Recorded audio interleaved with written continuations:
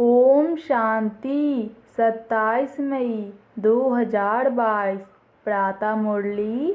ओम शांति। बाप दादा मधुबन।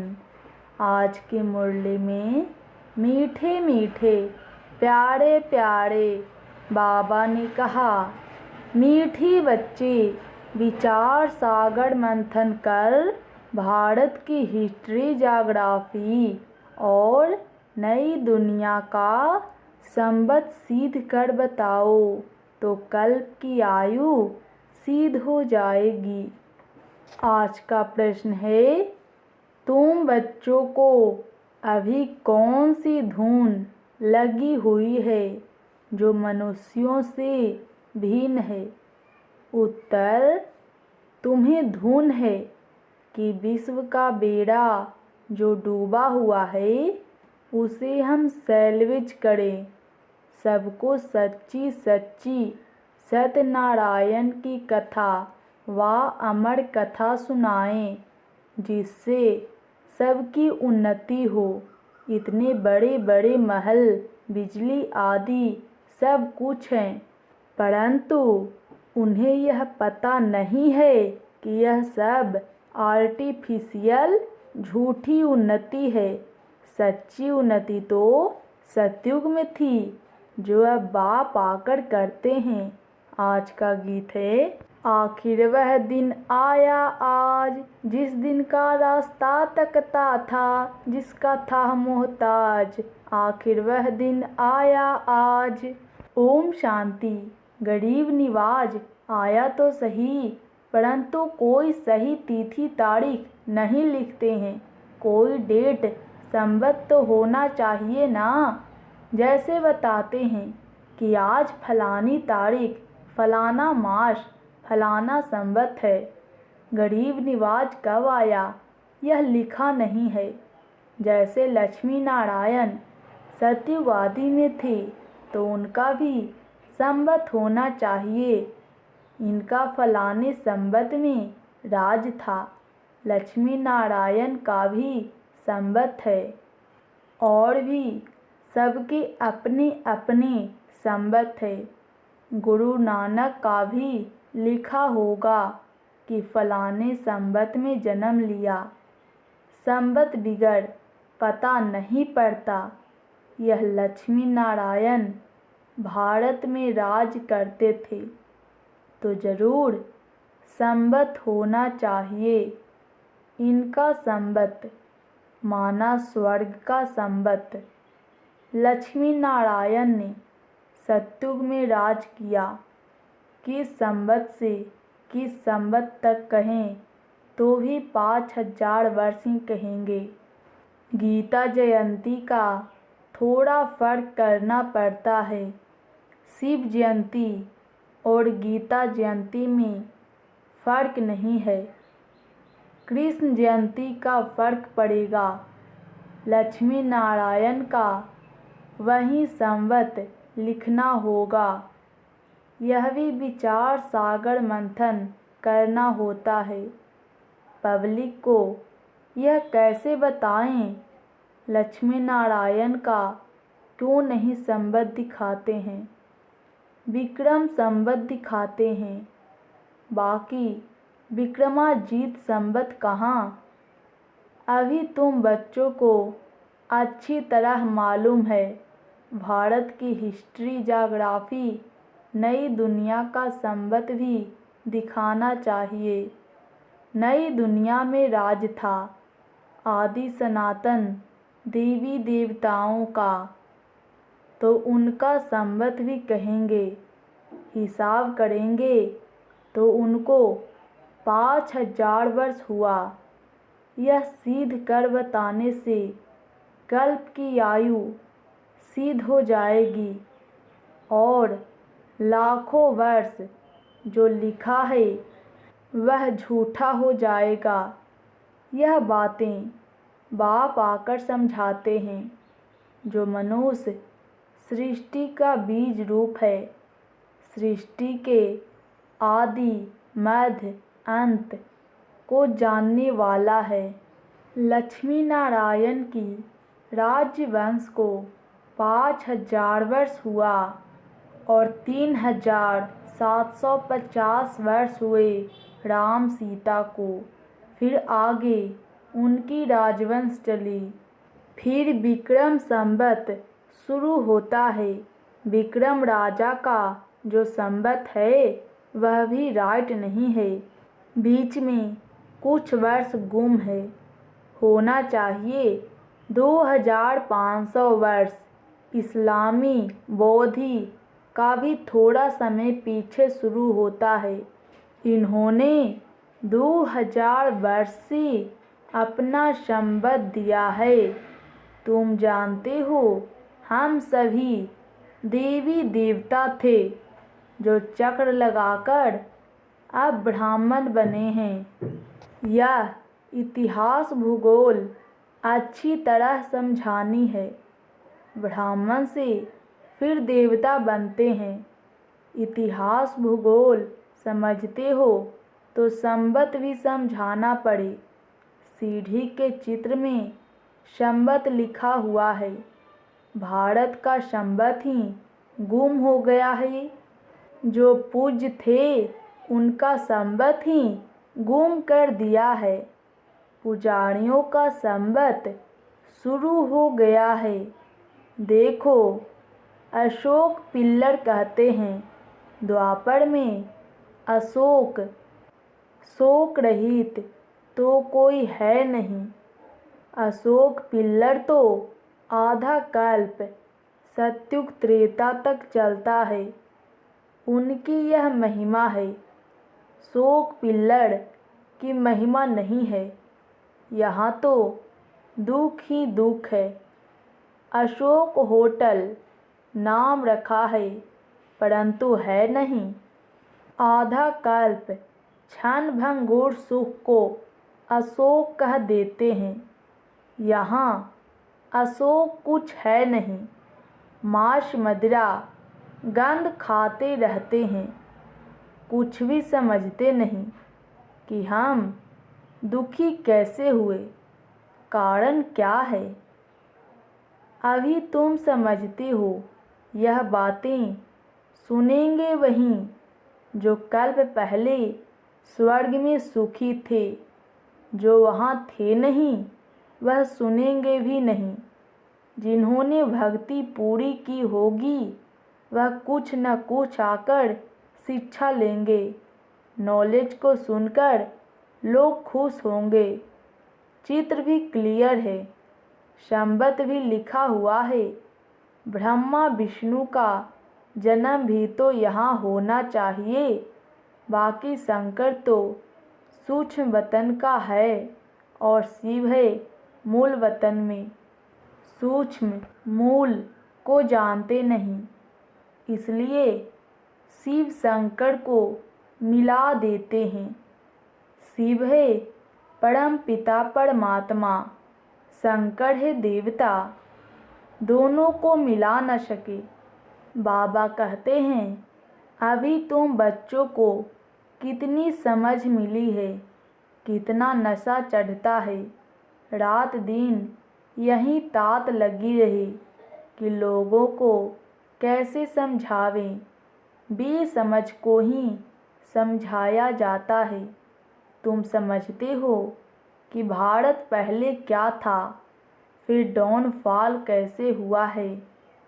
दुनिया तो समझती हमने बहुत उन्नति की है। आगे तो इतने बड़े महल, बिजली आदि कुछ नहीं था। अभी तो बहुत उन्नति में जा रहा है, क्योंकि उन्हों को तो यह पता ही नहीं है कि यह आर्टिफिशियल झूठी उन्नति है। सच्ची उन्नति तो सतयुग में थी, यह समझाना है। वे अपनी धुन में हैं, तुम्हारी धुन अपनी ही है। तुमको खुशी है तो विश्व का बेड़ा जो डूबा हुआ था उनको हम बाबा की नॉलेज द्वारा सैल्वेज कर रहे हैं। बाबा हमें सत्यनारायण की कथा व अमर कथा फिर से सुनाते हैं। भक्ति मार्ग में तो अनेक कथाएं सुनाते हैं। तुम समझते हो कि वे सब झूठी कथाएं हैं जिससे कोई फायदा नहीं। यह शास्त्र आदि पढ़ते आए हैं, फिर भी सृष्टि तो तमो प्रधान होती ही जाती है। सीढ़ी उतरते आए, फायदा क्या हुआ? सिख लोगों का भी मेला लगता है, वहाँ तालाब में स्नान करते हैं। वह गंगा यमुना आदि को नहीं मानते हैं। कुंभ के मेले पर सिख लोग नहीं जाते हैं, वह अपने तालाब पर जाते होंगे। उनका फिर खास प्रोग्राम होता है, कभी उनको साफ करने भी जाते हैं। सतयुग में तो यह बातें होती नहीं।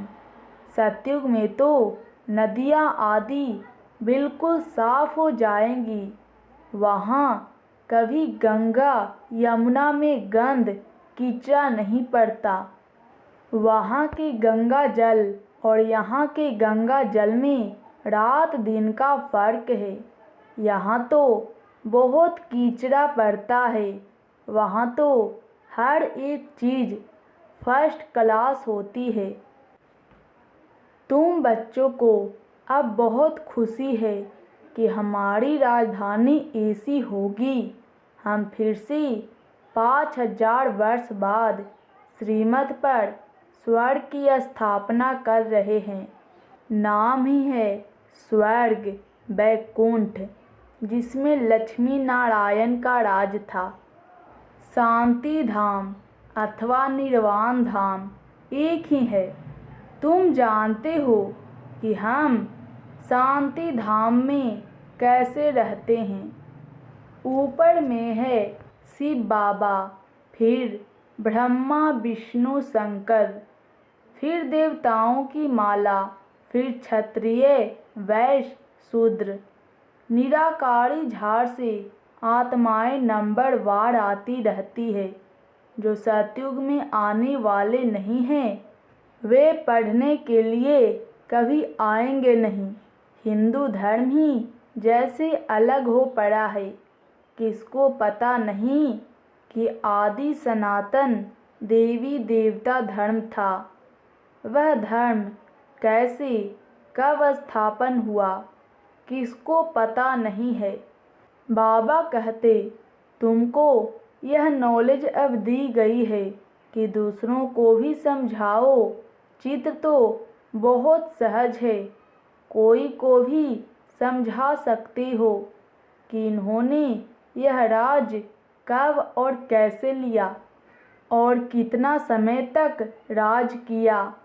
राम सीता का भी होना चाहिए कि फलाने संवत से फलाने संवत तक इन्होंने राज किया।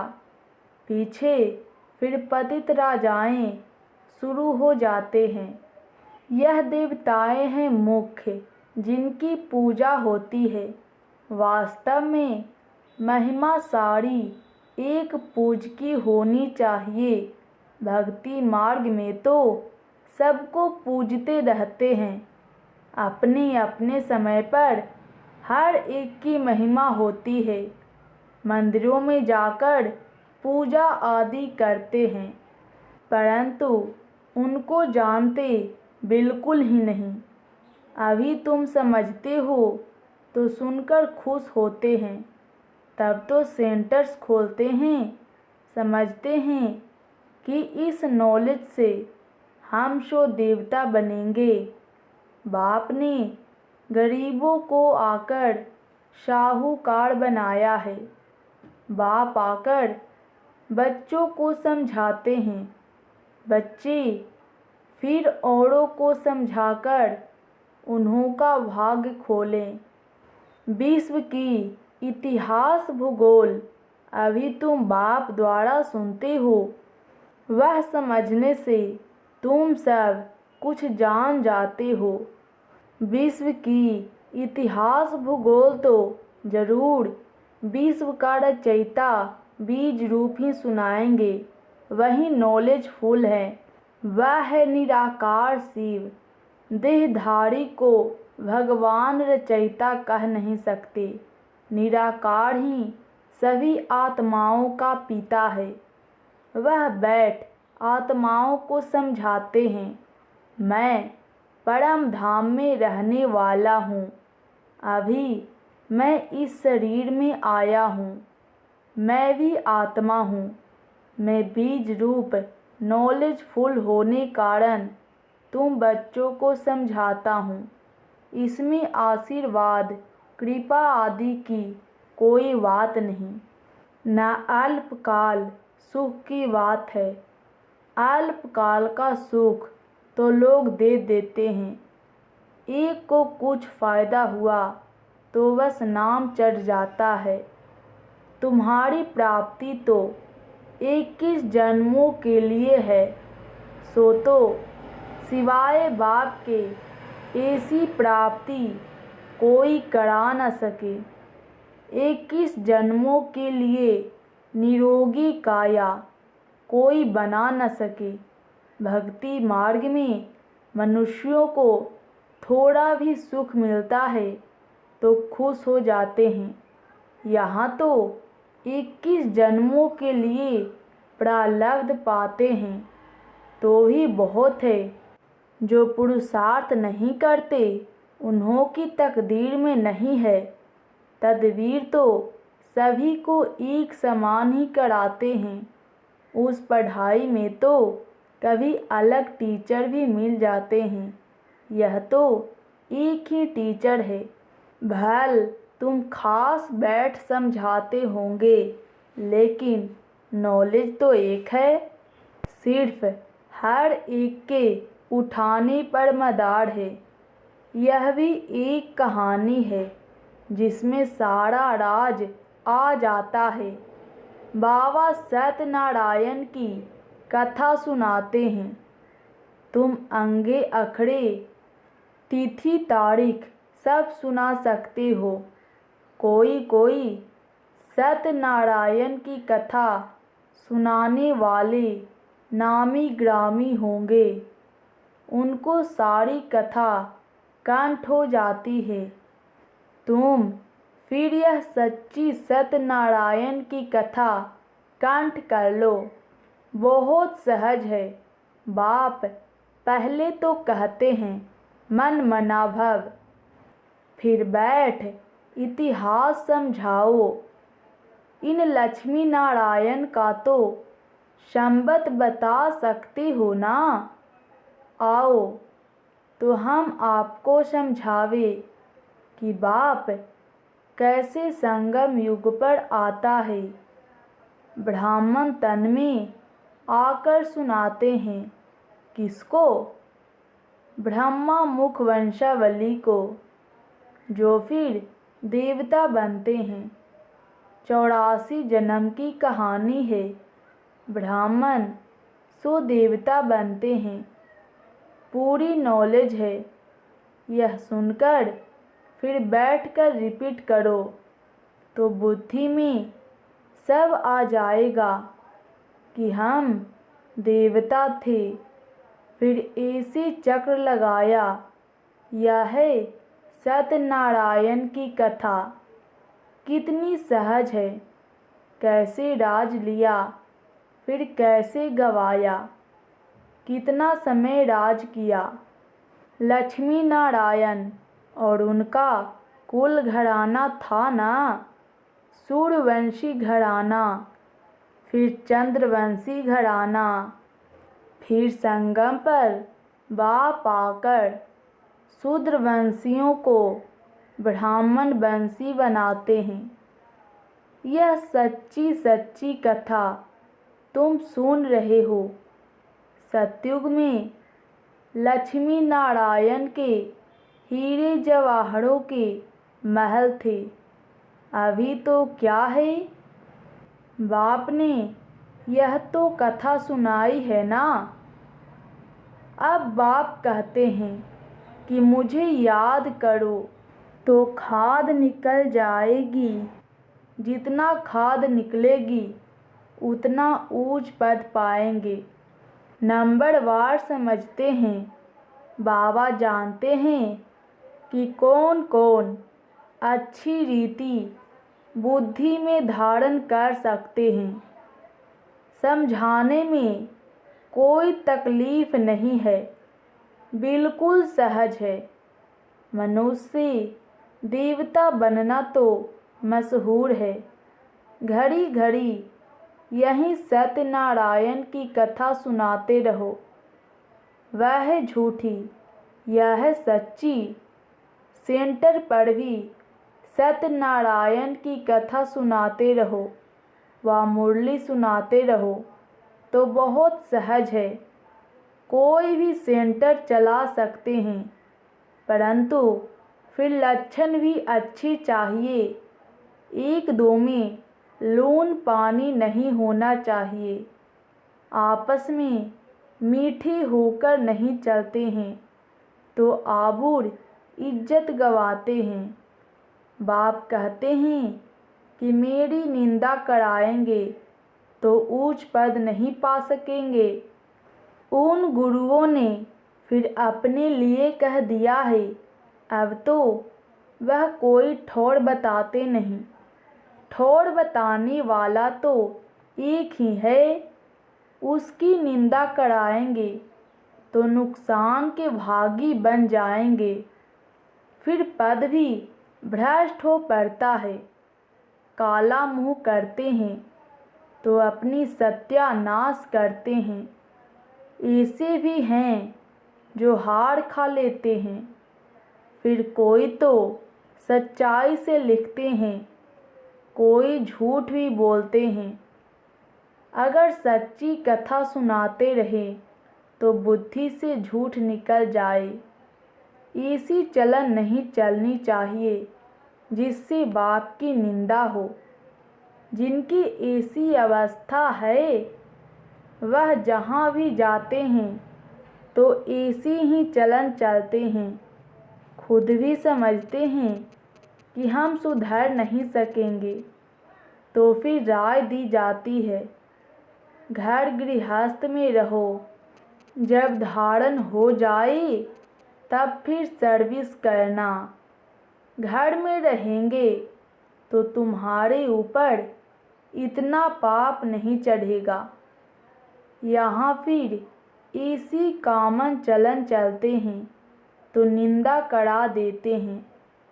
इससे तो गृहस्थ व्यवहार में कमल फूल समान रहना अच्छा है। अच्छा, मीठे मीठे सिकिलधे बच्चों प्रति माता पिता बाप दादा का याद प्यार और गुड मॉर्निंग। रूहानी बाप की रूहानी बच्चों को नमस्ते।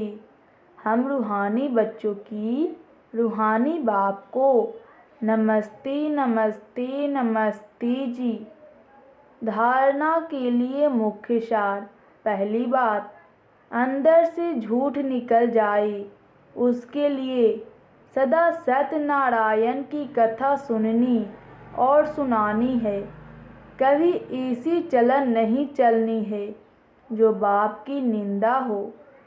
दूसरी बात, आपस में बहुत मीठा होकर रहना है, कभी लून पानी नहीं होना है। अच्छे लक्षण धारण कर फिर सेवा करनी है।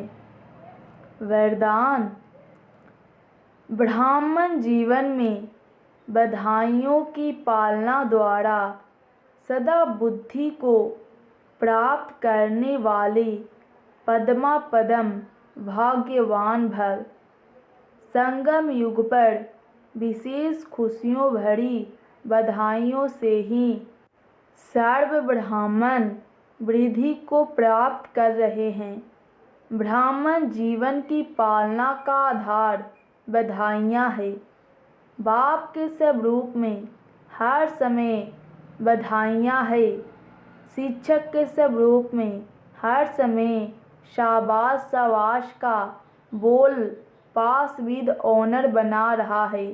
सद्गुरु के रूप में हर श्रेष्ठ कर्म की दुआएं सहज और मौज वाली जीवन अनुभव करा रही है। इसलिए पद्मा पदम भाग्यवान हो जो भाग्य विधाता भगवान के बच्चे संपूर्ण भाग्य के अधिकारी बन गए। स्लोगन: सच्ची सेवा द्वारा सर्व की आशीर्वाद प्राप्त करने वाले ही तकदीरवान हैं। सच्ची सेवा द्वारा सर्व की आशीर्वाद प्राप्त करने वाले ही तकदीरवान हैं। अच्छा, ओम शांति। ओम शांति। रोज मुरली सुनने के लिए इस बीके मुरली चैनल को सब्सक्राइब जरूर करें और बेल आइकन पर क्लिक करके ऑल पर प्रेस कर दें ताकि हमारे सभी वीडियो का नोटिफिकेशन आप तक सबसे पहले पहुंच सके। और वीडियो अच्छा लगे तो वीडियो को भी लाइक कर दीजिएगा।